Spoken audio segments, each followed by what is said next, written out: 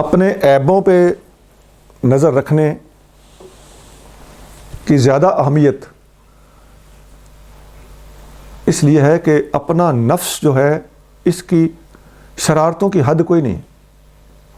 یہ سر عام بھی غلطی کرتا ہے, لک چھپ کے بھی غلطی کرتا ہے, نیکی کے روپ میں بھی غلطی کرتا ہے, کی کرائی نیکی کو خراب کرنے کے اندر بھی اس کا رول ہوتا. مثلا نماز نہ پڑھو, یہ نفس کی تعلیم ہے. کوئی بھی نیکی کہہ لے, روزہ کہہ لے, زکوٰۃ کہہ لے, کوئی بھی عبادت کہہ لے, طرح طرح کے بہانے بتائے گا. آج سردی زیادہ ہے, آج تھکن زیادہ ہے. آپ سردی میں اٹھ کے دیکھ لیں کچھ بھی نہیں ہوگا. تھکن میں آپ نماز پڑھ کے دیکھ لیں, تھکن اتر جائے گی. یقین رکھیں ایسا ہی ہے. سخت تھکا ہوا بندہ جب رکوع میں جاتا ہے, سجدے میں جاتا ہے اور اتحیات بیٹھتا ہے تو اس کے مسلز ریلیکس ہوتے ہیں. اور واقعی کوئی مبالغہ نہیں ہے, اچھی خاصی بیماری, پیٹ کے درد تک کا علاج حضور نے فرمایا. ابو ہریرہ رضی اللہ تعالیٰ عنہ ایک دفعہ مسجد میں لیٹے ہوئے تھے, نبی کریم صلی اللہ علیہ وسلم تشریف لائے, فرمایا اشکمت درد. حضور صلی اللہ علیہ وسلم نے فارسی بول کر پوچھا, کیا تیرے پیٹ میں درد ہے؟ یہ فارسی کے الفاظ ہیں. شکم فارسی میں, بطن کو عربی میں بطن اور بطن, اور فارسی میں شکم کہتے ہیں. تو درد بولا, درد بھی فارسی کا لفظ ہے, عربی میں وجعن کہتے ہیں. تو فرمایا اشکمت درد, کیا تیرے پیٹ میں درد ہے؟ انہوں نے عرض کیا حضور جی ہاں میرے پیٹ میں درد ہے.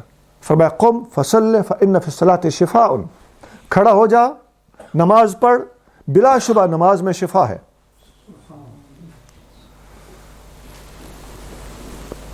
حضرت ابو الحسن خرقانی رحمۃ اللہ علیہ کے فرمان ہے, فرماتے ہیں 3 چیزوں کی کوئی حد نہیں ہے. نمبر 1 اللہ کی معرفت کی کوئی حد نہیں. نمبر 2 نبی کریم صلی اللہ علیہ وسلم کے درجات کی کوئی حد نہیں. نمبر 3 نفس کی شرارتوں کی کوئی حد نہیں.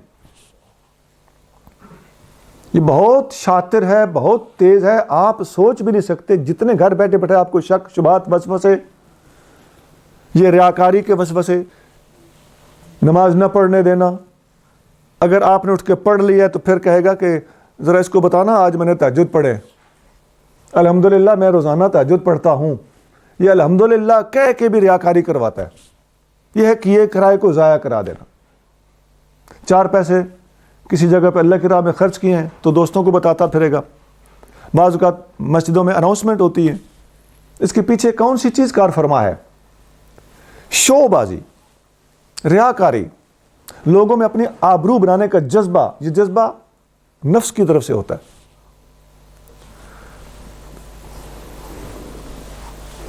لوگوں کے عیب دیکھنے کی بجائے اپنے عیبوں پہ نظر رکھی جائے. اپنے اندر کا چور جگہ جگہ پہ جب سر اٹھاتا ہے تو اس کو کچلا جائے, اس کو پکڑا جائے, اس کی اصلاح کی جائے. یہ ہمارا اولین فرض ہے.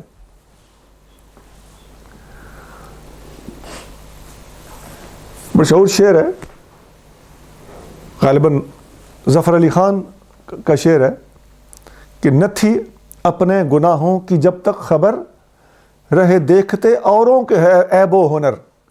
پڑی اپنے گناہوں پہ جو ہی نظر, نگاہوں میں کوئی برا نہ رہا. اپنے گناہوں پہ نظر پڑے گی تو پھر ٹھنڈا ہو جائے گا انسان.